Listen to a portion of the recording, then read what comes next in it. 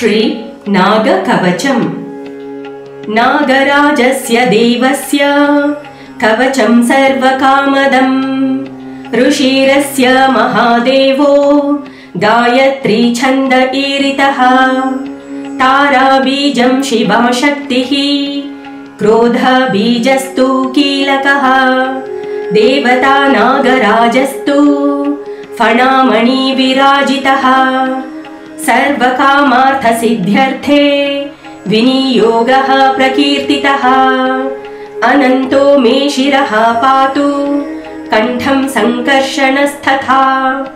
कर्कोटको नेत्रयुग्मम्, कपिलः कर्णयुग्मकम्। वक्षः स्थलं नागयक्षः, बाहु कालभुजङ्गमः। उदरं धृतराष्ट्रश्च, वज्रनागस्तु पृष्ठखम्। मर्माङ्गमश्वसेनस्तु, पादावश्वतरोवतु। वासुकिः पातु मां प्राच्ये, आग्नेयां तु धनञ्जयः। तक्षको दक्षिणे पातु, नैऋत्यां शङ्खपालकः। महापद्मः प्रतीच्यां तु, वायव्यां शङ्खनीलकः। उत्तरे कम्बलः पातु, ईशान्यां नागभैरवः।